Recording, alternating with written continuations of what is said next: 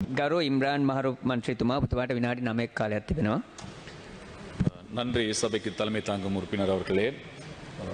இன்று கல்வி அதே போன்று உயர்கல்வி மற்றும் தொழிற்கல்வி அமைச்சினுடைய விவாதத்திலே பேச கிடைத்தமைக்கு நான் மகிழ்ச்சி அடைவதோடு குறிப்பாக இந்த கல்வி சம்பந்தமான பல விடயங்கள் காணப்படுகின்றன. குறிப்பாக எங்களுடைய நாட்டிலே காணப்படுகின்ற பின் தள்ளப்பட்டிருக்கின்ற நிலைப்பாட்டினுடைய ஒரு பிரதான காரணமாக நாங்கள் பார்க்கின்ற பொழுது இந்த கல்வி என்ற ஒரு விடயம் சரியான முறையில் எல்லோருக்கும் சென்று அடைகின்றதா என்ற விடயத்தை நாங்கள் சிந்திக்க வேண்டியதாக இருக்கின்றோம். அந்த அடிப்படையிலே நான் பிரதித்துவப்படுத்துகின்ற திருகோணமலை மாவட்டத்திலே காணப்படுகின்ற இந்த வலயம் சம்பந்தமான ஒரு பிரச்சினை, குறிப்பாக இன்று எங்களுடைய மாவட்டத்திலே 5 வலயங்கள் காணப்படுகின்றன. கிண்ணியா வலயம், மூதூர் வலயம், திருகோணமலை வலயம், அதே போன்று திருகோணமலை வடக்கு வலயம், அதே போன்று கந்தளாய் வலயம். இன்று தம்பலகாம பிரதேசத்திலே எதிர்நோக்குகின்ற பிரச்சனை என்னவென்றால், இன்று தம்பலகாம பிரதேசத்திலே காணப்படுகின்ற பாடசாலைகள் இன்று இன ரீதியான பிரிவினை அடைந்திருக்கின்ற ஒரு நிலைப்பாடு காணப்படுகின்றது. கௌரவ சபைக்கு தலைமை தாங்குகின்ற உறுப்பினர் அவர்களே, நாங்கள் எல்லோரும் பேசுகின்றோம் இன்று இனவாத மற்ற அல்லது ஒரு மதவாத மற்ற ஒரு நிலையை உருவாக்க வேண்டும் என்ற விடயங்கள் குறிப்பாக இந்த பார்லமென்றத்திலும் பலரால் பேசப்படுகின்ற ஒரு விடயம் இருந்த போதிலும் இன்று எங்களுடைய தம்பலகாம பிரதேசத்தை எடுத்து பார்க்கின்ற பொழுது தம்பலகாம பிரதேசத்திலே காணப்படுகின்ற சிங்கள பாடசாலைகள் எல்லாம் கந்தளாய் வலயத்துடனும், முஸ்லிம் பாடசாலைகள் எல்லாம் கிண்ணியா வலயத்துடனும், தமிழ் பாடசாலைகள் எல்லாம் திருகோணமலை வலயத்துடனும் இணைக்கப்பட்டிருக்கின்றன. ஆகையால் அண்மையிலே பக்கத்தில் இருக்கின்ற பாடசாலைகள் இவ்வாறான ஒரு இன ரீதியாக பிரிவினை அந்த கல்வி மட்டத்திலே பார்க்கின்ற பொழுது நாங்கள் எப்படி அங்கிருக்கின்ற மாணவ மாணவிகளுக்கு இந்த இனவாத மற்ற அல்லது மதவாத மற்ற செயற்பாடுகள் சம்பந்தமாக எப்படி பேசுவது என்ற ஒரு அச்சம் இன்று எங்கள் மத்தியிலே காணப்படுகின்றது. ஆகையால் தான் நாங்கள் சென்ற காலங்களிலே தம்பலகாமத்துக்கான ஒரு தனியான வலயத்தை கொண்டு வர வேண்டும் என்ற ஒரு முயற்சியை நாங்கள் மேற்கொண்டிருந்தோம். அந்த அடிப்படையிலே நாங்கள் முயற்சியை மேற்கொள்கின்ற பொழுது அதனுடைய தனி வலயமாக உருவாக்குவதற்கான பாடசாலைகள் அந்த இடத்திலே போதாத ஒரு நிலைப்பாடு காணப்பட்டது.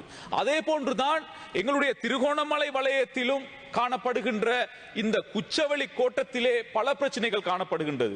சபைக்கு தலைமை தாங்குகின்ற உறுப்பினர் அவர்களே, குச்சவெளி பிரதேசத்திலே காணப்படுகின்ற பல பாடசாலைகள் இன்று பல குறைபாடுகளுடன் இயங்கிக் கொண்டிருக்கின்றன. நாங்கள் கட்டட விடயங்களை ஒரு பக்கம் வைத்தாலும் இன்று இந்த ஆசிரியர் பற்றாக்குறை என்பது மிகவும் மோசகரமான ஒரு நிலையிலே இந்த குச்சவெளி கோட்டம் காணப்படுகின்றது. அதன் அடிப்படையில் தான் திருகோணமலை மாவட்ட அதாவது திருகோணமலை வலயத்திலே குச்சவெளிக்கான ஒரு தனியான ஒரு வலயம் அமைக்க வேண்டும் என்று நாங்கள் எங்களுடைய முயற்சியை நாங்கள் சென்ற காலங்களிலே முயற்சித்த பொழுது அங்கு நடைபெற்றிருக்கின்ற அந்த எல்லை நிர்ணய சம்பந்தமான விடயங்களை எல்லாம் கருத்தில் கொண்டு 2023ஆம் ஆண்டு 9ஆம் மாதம் 26ஆம் தேதி அங்கிருக்கின்ற கல்வி அமைச்சினுடைய செயலாளர் அவர்களினால் ஒரு ப்ரொபோசல், ஒரு ரெக்கமெண்டேஷன் தரப்பட்டிருக்கின்றது. குச்சவெளிக்காக தனியான ஒரு வலயம் ஆரம்பிப்பதற்காக எல்லாம் எங்கள் மட்டத்திலே நடைபெற்றிருக்கின்றது என்பதை விருப்பத்தை கிழக்கு மாகாண செயலாளர் எங்களுக்கு தெரிவித்திருக்கின்றார். ஆகையால் அந்த பிரதியை நான் ஹேண்ட்ஸ்ஆட் படுத்துமாறு கேட்டுக்கொள்கின்றேன்.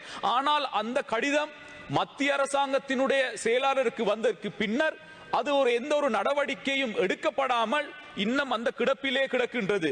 ஆகையால் கௌரவ பிரதம அவர்களிடம் நாங்கள் வேண்டுகின்ற ஒரு விடயம், தயவு செய்து அந்த கடிதத்தினுடைய விடயங்களை கருத்தில் கொண்டு எங்களுடைய பிரதேசத்தில் இருக்கின்ற பின்தள்ளப்பட்டிருக்கின்ற மாணவர்களுடைய கல்வி செயற்பாடுகளையும் கருத்தில் கொண்டு குறிப்பாக குச்சவெளி கோட்டத்திலே காணப்படுகின்ற அந்த கல்வி செயற்பாடுகளை கருத்தில் கொண்டு அந்த வலயத்தை உருவாக்குவதற்கான நடவடிக்கையை நீங்கள் முன்னெடுக்க வேண்டும் என்பதை நாங்கள் இந்த இடத்திலே கேட்கின்றோம். அதே போன்றுதான் நான் ஆரம்பத்திலே சொன்னது போன்று தம்பலகாம பிரதேசத்திலே இவ்வாறான 3 பாடசாலைகளும் 3 வலயங்களாக காணப்படுவது என்பது உண்மையிலே ஒரு இனவாத செயற்பாடாக பார்க்கப்படுகின்றது.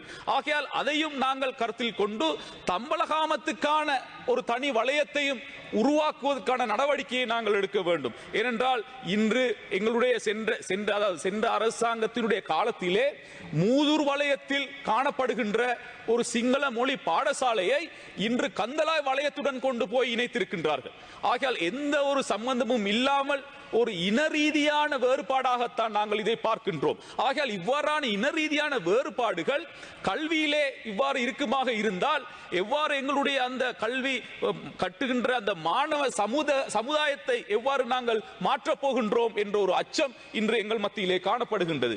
ஆகையால் கௌரவ அமைச்சர் அவர்களிடம் நாங்கள் கேட்கின்ற விடயம், திருகோணமலை மாவட்டத்திலே காணப்படுகின்ற இந்த குச்சவெளி அதே போன்று தம்பலகாமத்துக்கான தனி வலயம் தொடர்பான விடயங்களிலே கூடுதல் கவனம் செலுத்த வேண்டும் என்பதை இந்த இடத்திலே நான் கேட்டுக்கொள்கின்றேன். அதே போன்றுதான் இன்று எங்களுடைய கிண்ணியா கல்வி வலய அலுவலர், அதாவது அந்த ஜோனிலே இலங்கை கல்வி நிர்வாக சேவை உத்தியோகத்தர்களுடைய குறைபாடுகள் காணப்படுகின்றது. குறிப்பாக இங்கு 20 உத்தியோகத்தர்கள் கடமை புரிய வேண்டிய இந்த காரியாலயத்திலே வெறும் 3 பேர் கடமையாற்றுகின்ற ஒரு நிலை காணப்படுகின்றது.